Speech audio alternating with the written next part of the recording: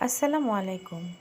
আমি তামান্না আজকে আপনাদের সাথে সকালের ছোট্ট একটি ব্লগ শেয়ার করব। আসলে সকাল মানেই ব্যস্ততা শুরু। এই জন্য ঘুম থেকে উঠেই যখন ব্রাশ করতে গিয়ে দেখি বাচ্চার টুথপেস্ট শেষ হয়ে গিয়েছে। এর জন্য নতুন একটি টুথপেস্ট রেখে নিজে একটু ব্রাশ টাশ করে ফ্রেশ হয়ে নামাজ পড়ে মনে হলো একটু বারান্দায় গিয়ে বসি। বারান্দায় গিয়ে আসলে এই ভোরবেলা চুপচাপ বসে থাকতে খুব ভালো লাগে, স্তব্ধ একটা প্রকৃতি। তারপর ঘরে ফিরে মনে হলো সব গুছিয়ে গাছিয়ে রেখে গেলে আমার জন্য সুবিধা। তো শুরু হয়ে গেলাম সকালের ব্যস্ততা এখন থেকে শুরু। রাতে যেগুলো অগোছানো ছিল সেগুলো একটু গুছিয়ে নেব, টেবিলটা একটু ক্লিন করে নিতে হবে, আর যেগুলো গ্লাস কাপ যেগুলো ছিল সেগুলো ওয়াশ করে নেব।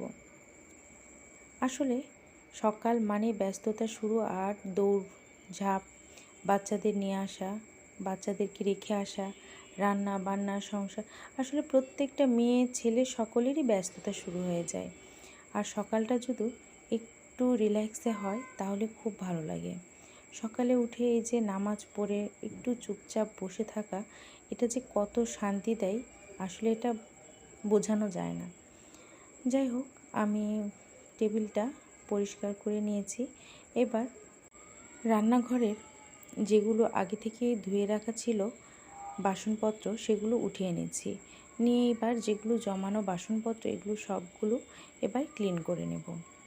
আসলে রান্নাঘরের কাজটা হচ্ছে খুব ইম্পর্ট্যান্ট এবং খুব দ্রুত যেন হয় এদিকটা খেয়াল রাখার জন্য আমি ভোরবেলায় নামাজ টামাজ পড়ে একটু ফ্রেশ হয়ে আমি রান্নাঘরটা একদম ক্লিন করে নিই।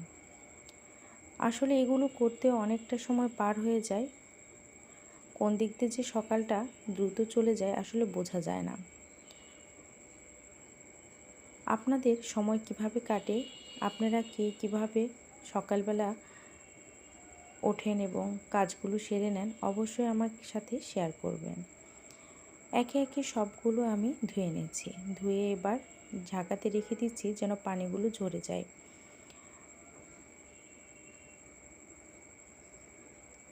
আসলে এগুলো গ্লাস এগুলো সব কিছু ধুয়ে তারপরে পানি ঝরিয়ে টেবিলে রাখলে বেশি ভালো হয়।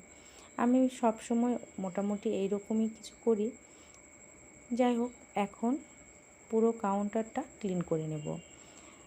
আসলে রান্নার আগে কাউন্টার এগুলো যদি ক্লিন থাকে তাহলে বেশ ভালো লাগে।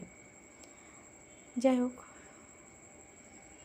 দেখতে পাচ্ছেন অনেকটা বেলা হয়ে গিয়েছে, 5:30 অবধি বাজে।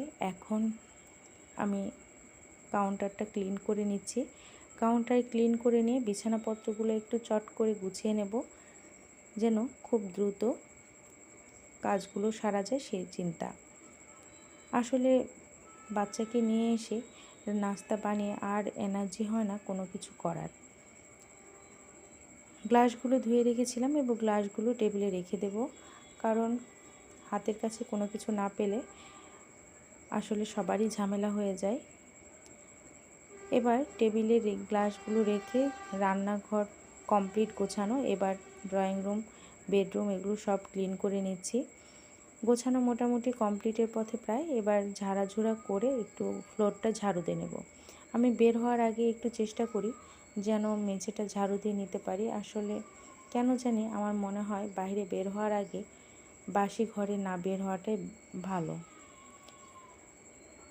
হতে পারে আমার পুরনো চিন্তাভাবনা কিংবা দাদি নানিদের চিন্তাভাবনাগুলোই হয়তো বা আমার মাঝে রয়ে গেছে। তবুও চেষ্টা করি সব কিছু সুন্দরভাবে গুছিয়ে নেওয়ার, যেন দিনটা সুন্দর কাটে এবং সুন্দরভাবে যায়। সব কাজ সেরে বের হব এমন সময় জানালাগুলো মনে হলো একটু খুলে দিয়ে যাই, যাতে করে বাতাসে ঘরগুলো সুন্দর একটা পরিবেশ তৈরি হয়। কারণ কেমন সারা রাত বন্ধ থাকে, কমোট একটা ভাব চলে আসে।